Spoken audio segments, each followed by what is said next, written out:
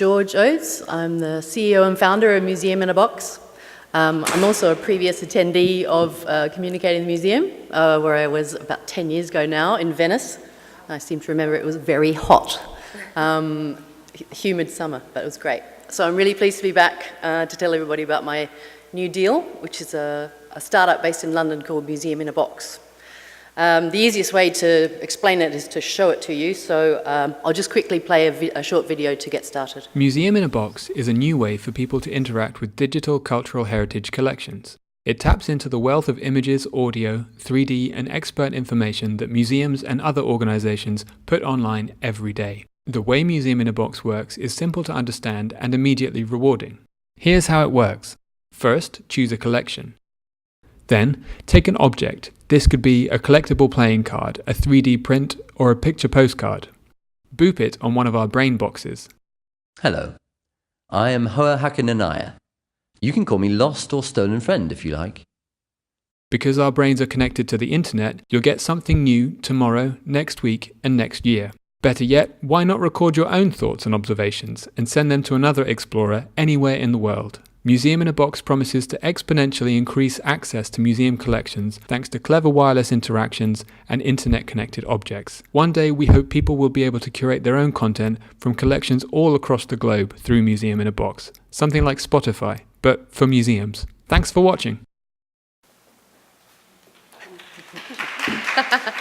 Thank you, that's generous. And now I've just got a couple of slides, a quick story. Thanks, yeah, great.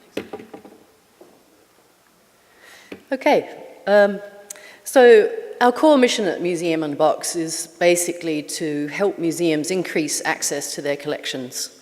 You know, in my experience at least, across every collecting institution, you're only able to show, less than 10% of your collection on the floor at any one time. And that's only to people who can actually attend the museum.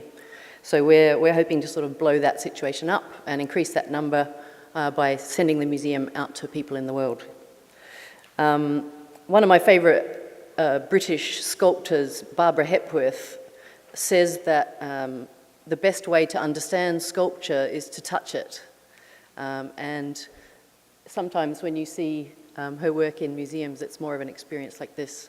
So we think that touch is a really important way to learn, and it's also basically entirely lacking from the digital cultural education experience.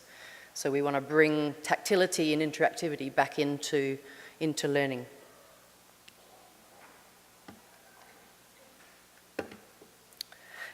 We've shown the product to thousands of people by now. The company is about two years old, for what that's worth.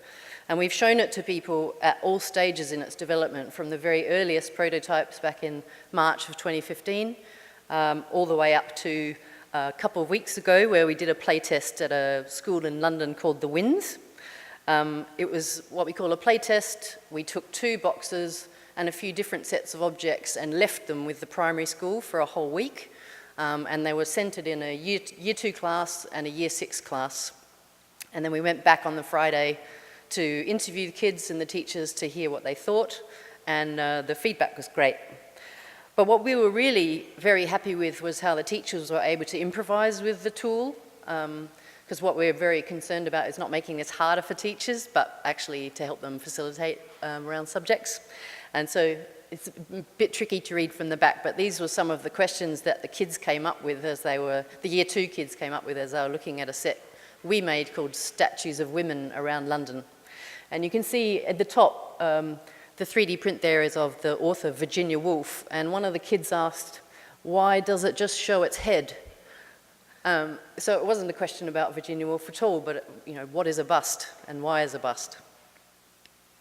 There's also a trickier question about the bronze woman sculpture at the bottom, which is, are you in heaven? So I wonder how the teacher answered that question. It's probably no secret that we're big fans of object-based learning. And this is an example of some of the contextual questions that you can ask of a single object. And we really love the idea that you can explore a set of objects along any of these spokes What's it made of? When was it made? Who was using it? How does that indicate what kind of world the object comes from? And this plays to a point about getting multiple points of view happening around multiple museum objects. And I just happen to have a surprise object here. It's a real-size print of a 3D print of a saber-toothed tiger tooth that was found in the La Brea tar pits not very far away from here. And this is an object that's, we're working on a pilot commission based here in LA, and we're looking for a set of 3 objects to help prompt Angelenos to think about LA as an urban ecosystem. But we're also thinking of placing it in another box called Dinosaurs versus Their Dinner, which we're going to produce ourselves. And as soon as I held this object, I was just really shocked because this thing's bigger than a banana, you know. It's really good for, like, you could sort of imagine that it could, you know, pass through your whole neck if, you know, you met a saber-toothed tiger. So just having the object it can be informative, just holding it, you know. It's very simple. But I wanted to tell you about our latest and biggest commission that we've got so far, and that's with the Smithsonian Institution. And we're super excited because it's a big deployment of Museum in a Box. We're going to make 20 boxes and send them to 20 Title I schools around the United States. And here's the kicker. We're going to put an object into the classroom from the Smithsonian every day for a whole school year. So that adds up to 180 things being placed in the classroom for the kids to contemplate and think with. And so we're just really excited about that. And also the angle that the students themselves can be part of the process and iterate and give us feedback on what it's like to use Museum in a Box. So fingers crossed we'll be deploying that in September, the start of the school year in 2018. That's about it. I've brought a few boxes that you can play with, and I think it's going to be in this space somewhere around noon. So please come and say hi. I'd love to hear what you think. Thanks very much.